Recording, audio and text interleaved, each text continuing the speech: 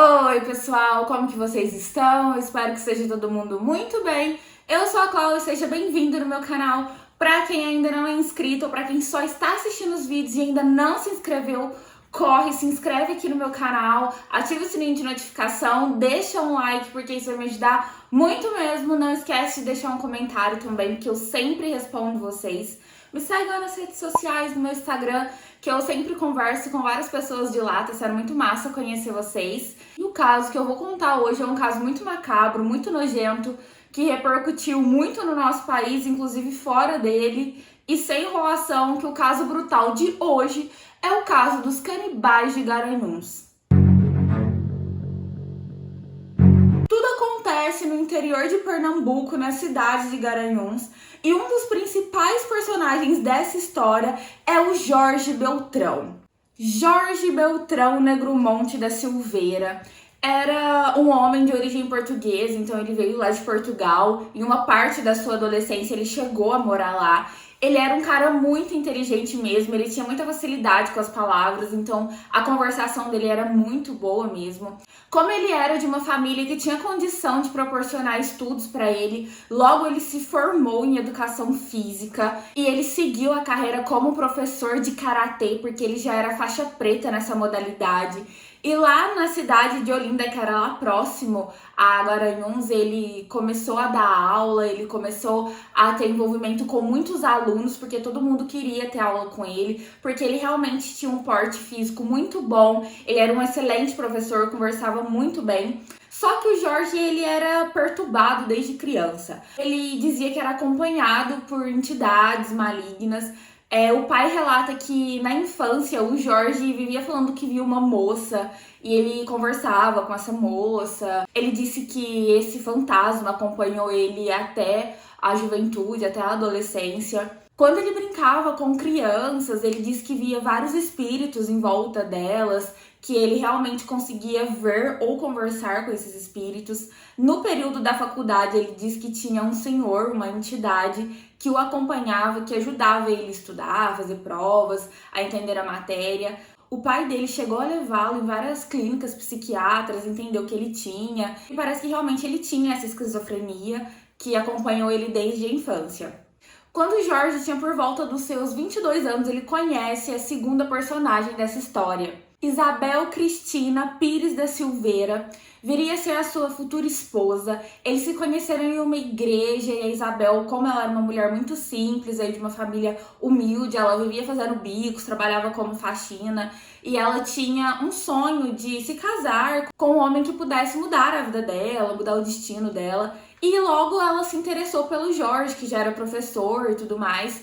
O Jorge, ele se comoveu com a Isabel, ele achou ela bonita, queria mudar a história dela, então logo ele pede ela em namoro e em pouco tempo eles se casam. Durante a festa de casamento do casal, o Jorge teve um surto, pegou uma faca, falou que ia matar todo mundo lá durante a festa. Foi uma coisa bem séria, todo mundo ficou muito assustado, começou a ir embora. Claro, a Isabel ficou muito impactada com aquilo tudo, mas ela perdoou ele, disse que eles iriam viver uma vida normal dele pra frente. Então ele disse que iria se tratar, que aquilo não iria acontecer mais, e os dois seguiram normalmente. Para ajudar o Jorge nas despesas da casa, ela começou a fazer salgados para vender, então ela ia nos terminais, onde tinha ônibus, vendia para toda a população da cidade, então ela era bem conhecida por vender esses salgados lá na região. Durante as aulas de karatê que o Jorge dava, ele conheceu a terceira personagem dessa história, que é a Bruna. Bruna Cristina de Oliveira da Silva, ela nasceu em 1986, ela era bem mais jovem que o Jorge. Na época ela tinha 16 anos e o Jorge tinha 42 anos. Mas mesmo com toda essa diferença de idade, a Bruna se apaixonou pelo Jorge. Ela disse que achava ele muito atraente, ele tinha um porte físico muito bonito e isso fez com que ela se apaixonasse loucamente por ele. Ela relata que não só ela tinha essa paixão pelo Jorge, mas várias alunas da escola gostavam muito dele, tinha esse sentimento voltado para um lado bem sexual, elas tinham muito desejo por ele. E ela começou a ser correspondida. Mesmo o Jorge sendo casado, ele começou a dar moral pra Bruna. E ele foi super sincero. Ele disse que era casado, que não queria separar da Isabel. Porém, eles eram casados só no papel. O Jorge alegou que não tinha mais relações carnais com a esposa, ele não tinha mais uma vida de marido e mulher. Então, que se ela aceitasse, eles poderiam fazer um trisal. A Bruna aceitou, ele passou essa ideia para Isabel, ela também aceitou. Supostamente a Isabel também já tinha um amante, então estava tudo bem, aquele relacionamento louco. E a Bruna, com 16 anos, isso era em 2003, ela entrou para morar na casa com o Jorge, com a Isabel, e lá aparentemente eles viviam bem. Dentro desse relacionamento entre os três, o Jorge começa a dar ideias para elas e elas começam a catar e dar também várias ideias para um lado bem macabro da coisa. Os três criaram uma seita chamada O Cartel e o líder dessa seita era o Jorge. Todo esse ritual, essa seita, tinha por objetivo a purificação da humanidade. E para eles conseguirem toda essa purificação do mundo entre as pessoas, era necessário ingerir carne humana. E essa carne deveria vir de mulheres, principalmente mulheres que já tinham filhos e que não conseguiam criar essas crianças. Eles criaram essa regra para a seita. Porque eles acreditavam que ninguém deveria vir ao mundo para sofrer, então elas deveriam ser executadas, para que assim o mundo ficasse melhor e que não tivesse sofrimento, não tivesse fome, desigualdade, nada do tipo. Então por isso que essas mulheres, em principal, deveriam ser exterminadas. Mesmo tendo grande número de mulheres solteiras, com filhos, não poderia ser qualquer mulher. Eles precisavam achar mulheres que tinham alguma relação com a besta. Por exemplo, ter o número 666 no documento, alguma numerologia que levava a ter essa ligação com o mundo oculto, o nome. Então eles sempre tinham que fazer essa análise, porque antes deles matarem elas, eles precisavam fazer um ritual de purificação na alma delas para elas tentarem a salvação. Então, essa era a ideia dessa seita cartel formada pelos três. Regras da seita estabilizadas, então eles começam a ir atrás das vítimas. A primeira delas foi a Jéssica Camila da Silva Pereira. Ela era uma jovem de 17 anos, moradora de rua, lá na cidade de Olinda, e ela tinha uma filha de 1 aninho, então era um bebezinho que morava na rua junto com a mãe. E logo o Jorge abordou ela falando, olha, vamos morar lá em casa, eu consigo te oferecer um emprego de babá, você vai ter todo o suporte lá dentro. E claro que ela topou na hora porque ela queria uma casa, então ela passou a morar com o Jorge, Bruna e Isabel. No dia 26 de maio de 2008, a Jéssica estava no banheiro e o Jorge invadiu o banheiro, deu um mata-leão nela e logo já cortou a garganta dela com uma faca. Ele pegou um garrote para poder tirar o sangue dela e guardar. Então ele tirou bastante sangue mesmo do corpo dela. E logo depois ele esquartejou o corpo dela, retirando toda a pele e a carne, as partes do corpo onde tinha mais carne, como coxa, bumbum e tudo mais. Ele ia tirando essa carne e a Isabel ia cortando, fazendo um picadinho e guardando na geladeira. E o resto do corpo que sobrou, ossos, pele e tudo mais, ele enterrou em forma de cruz no quintal. Eles pouparam a vida da bebezinha, como o Jorge e a Isabel não tinham filhos, eles praticamente adotaram a criança, começou a criar ela como se fosse filha deles. E nos dias seguintes, a carne de Jéssica foi consumida por Jorge, Isabel e Bruna, e também pela sua filhinha, que tinha 1 aninho apenas, comeu a carne da própria mãe sem saber o que estava ingerindo. E eles simplesmente falam que temperou a carne com sal e cominho, aquele tempero, não sei se é assim que fala o nome, e eles ingeriram normalmente, falou que tinha gosto de carne normal, que carne de gente era igual carne de boi, carne de vaca, e que as entidades estavam mandando eles comerem a carne da Jéssica, porque ela já tinha sido purificada e com certeza ela ia ter acesso ao paraíso. Passado um bom tempo, eles abordam a segunda vítima. Em fevereiro de 2012, eles abordam Gisele, que era uma mulher de 31 anos, mãe de 2 filhos. Ela foi abordada por Isabel, ela recebeu uma proposta de emprego muito boa, onde ela iria trabalhar como babá. Ela era conhecida também como Gisele dos panfletos, porque ela vivia panfletando nas ruas. E como ela queria uma vida melhor para ela e para os filhos, ela topou na hora vir com a Isabel, ver essa proposta de emprego, mas chegando lá, a vida dela também foi ceifada da mesma forma da de Jéssica.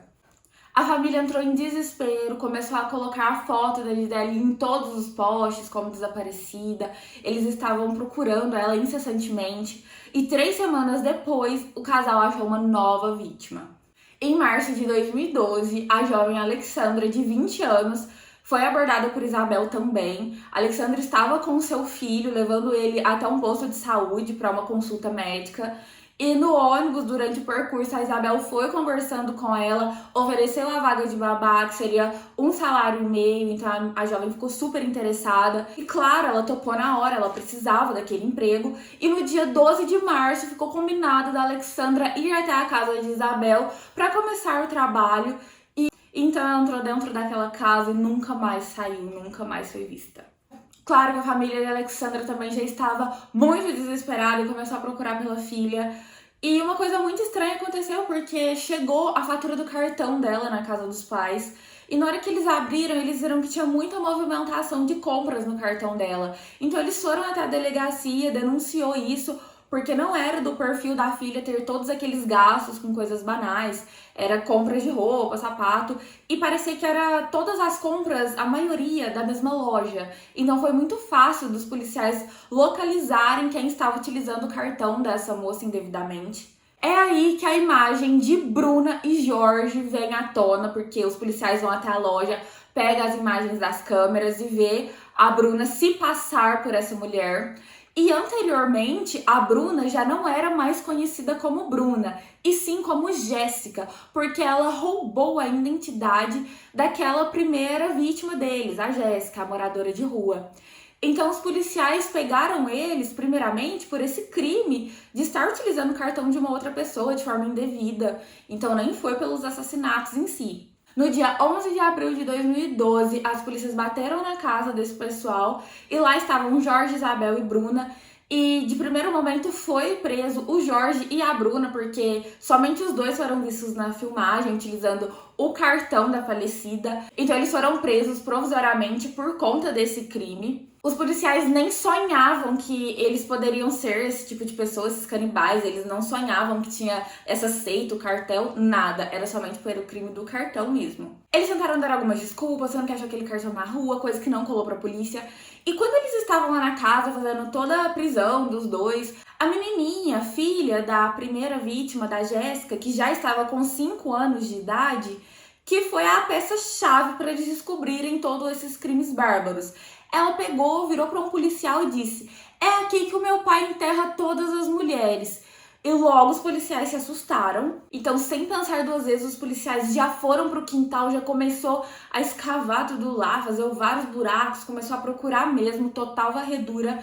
E aí eles começaram a localizar os corpos das vítimas. Claro, muitos já estavam em decomposição, aqueles restos, né, mortais. E claro que com toda essa descoberta, a Isabel também foi levada por eles. Durante as vasculhas que os policiais estavam fazendo pela casa, eles descobriram muitas coisas esquisitas, como um livro escrito pelo próprio Jorge Beltrão chamado Revelações de um Esquizofrênico. Era um livro caseiro, parecido aquelas apostilas que você só imprime e manda encadernar. E lá ele fez várias revelações macabras, onde ele conta um pouco da história dele, que ele veio lá de Portugal. Conta também sobre essas visões que ele tinha de espíritos, a mulher que acompanhava ele na infância, a entidade que ajudava ele na faculdade. E também sobre esse ritual que as entidades pediam pra ele. Os policiais também localizaram uma fita de vídeo, aqueles vídeos bem trash mesmo, que era um filme que foi produzido pelo Jorge e pela Isabel em 1994. Eles fizeram um roteiro, eles atuaram no filme também. E a história era de uma menina chamada Ellen, que era atormentada pelo espírito do seu ex-marido, e ele era canibal. E aí mostra eles matando a personagem, comendo pedaços dela, depois ocultando o cadáver dela. Então ele fez da arte a vida dele real. Também recolheram o diário de Bruna, que ela relatava muitas coisas sobre a vida pessoal dela, sobre como era o relacionamento com o Jorge, com a Isabel. Ela era completamente devota ao Jorge, tudo que ele mandava ela fazer, ela realmente fazia. Se era pra comer carne, ela comia, pra beber sangue, ela bebia. Tudo que o Jorge mandava, ela fazia. Ela era realmente obcecada por ele. O Jorge confessou tudo isso pra polícia. Ele disse que ele era um anjo vingador que veio aqui na Terra pra fazer justiça, purificar essas mulheres. E era pra ter uma quarta vítima. porque o Jorge diz que eles tinham que seguir os 4 elementos: ar, água, terra e fogo. Então, para concluir todo esse ritual de purificação, precisava de 4 vítimas mulheres, naquele esquema que eu expliquei antes, para poder, então, o Jorge, a Bruna e a Isabel atingir a perfeição e conseguir o acesso ao paraíso também, junto com essas 4 vítimas. É claro que a polícia achou isso uma bizarrice total. A Isabel também confessou coisas absurdas e grotescas na delegacia. Uma dessas coisas é que ela pegava a carne dessas mulheres todas, da Jéssica, da Gisele e da Alexandra, e ela fez salgados para vender com a carne dessas mulheres. Ela fazia coxinha e empada, e ela simplesmente temperava, empanava e vendia. Porque ela já era conhecida por vender salgados, então todo mundo já tinha o costume de comprar salgados dela. E quando isso veio à tona, a população de Garanhuns se revoltou, porque muita gente tinha consumido o salgado, então eles foram, invadiram a casa desse pessoal, quebrou tudo, ateou fogo, coisa que infelizmente até atrapalhou as investigações, porque os policiais poderiam achar mais coisas ainda.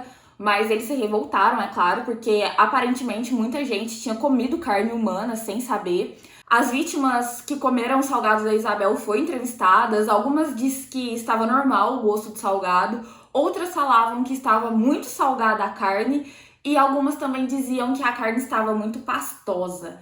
E todos começaram a ir no médico para ver se tinha alguma coisa, se aquela carne ingerida tinha causado alguma coisa no organismo. Loucura total. No dia 14 de novembro de 2014, eles foram a júri popular. O Jorge foi condenado a 71 anos de prisão, Isabel a 68 anos e a Bruna a 71 anos e 10 meses. A bebê da primeira vítima, que já estava com 5 anos morando com esse trio, foi para o conselho tutelar, então ela perdeu o vínculo com esse pessoal. Jorge, por muitas vezes, tentou se passar como um inocente, que ele só fazia o que as vozes mandavam ele fazer, que ele realmente tinha esse problema. Ele deu entrevistas pro Cabrini. É tranquilo você achar isso no YouTube, é só você procurar lá que você consegue ver como que foi a reportagem desse trio com o Cabrini. Ele fala que ele é esquizofrênico, depressivo, que os psiquiatras não deram nem moral pra ele, que a mídia quer a cabeça dele. A Isabel se faz de coitada, fala que não sabia de nada, ela parece totalmente desequilibrada. A Bruna, ela se mostra muito fria, ela diz que é uma pessoa que não se comove com lágrimas, mas aparentemente parece ser a pessoa mais sincera, que conta tudo. Quando o Cabrini pergunta pra ela, mas por que você não saiu de lá? Por que você foi conivente com tudo isso? E ela falou, você tá louco? Você acha que eu ia querer virar coxinha? Então, assim, você vê que ela era uma pessoa ímpar, não tava nem aí pro que tava acontecendo. Ela realmente acreditava no que o Jorge falava e que essa seita realmente tinha que ir pra frente, porque ela precisava da purificação, todo mundo lá. Então, assim, é muito louco isso tudo que aconteceu. Porque quem imagina que um cara já esquizofrênico consegue convencer mulheres normais, mentalmente falando, vão na onda dele. Então, assim, o Cabrini tem hora que eu acho que ele até se estressa, porque ele fala assim, cara, para de mentir. Então é aí que o Jorge realmente confessa tudo, porque ele vê que realmente o Cabrini tem uma carta onde ele tenta convencer a Bruna de confessar o crime como se fosse só ela. Porque ele iria trabalhar, ia conseguir ajudar ela na cadeia, que em breve ele ia colocar ela na rua. Ou seja, ele queria se safar e colocar o crime todo em cima da Bruna. E aí me fala, se um esquizofrênico grau tão avançado como ele consegue ter pensamentos tão estratégicos como ele. Eu não sei, não vou entrar nessa parte de medicina, porque eu não entendo como que é a mente de um esquizofrênico, ele pensa ou não. Porque senão eu vou acabar falando coisa que não tem nada a ver aqui, não é uma área que eu entendo. Mas todas essas atrocidades foram cometidas por esse trio que executaram, que ingeriram a carne dessas pessoas e ainda fizeram gente inocente comer carne humana que nem sonhava. E foi esse o nosso caso brutal de hoje. Gente, esse caso é muito macabro pra mim. É um dos casos que eu acho mais pesados de falar. Tem muitas palavras que eu tenho até que poupar aqui pro YouTube não barrar as diretrizes e tudo mais. Pô, mas muito estranho uma pessoa criar uma seita, onde as pessoas tinham que ter números da besta, uma numerologia lá envolvida com o mundo oculto. E, bom, outro assunto que eu não entendo é esse mundo oculto, também não quero entender. Mas eu acho muito pesado mesmo o que aconteceu. A pessoa fazer coxinha pra vender de carne humana. Vocês estão loucos? Esse povo tinha que estar... Pô, sei lá. Mas eu espero que tenha dado pra entender. Eu não tenho nem palavras pra descrever o que esses três fizeram. Pra mim, loucos, doentes. não sei. Mas não esquece de deixar o seu like, me segue nas redes sociais. Um beijo, fiquem com Deus e cuidado com as coxinhas que vocês comem aí na rua, viu?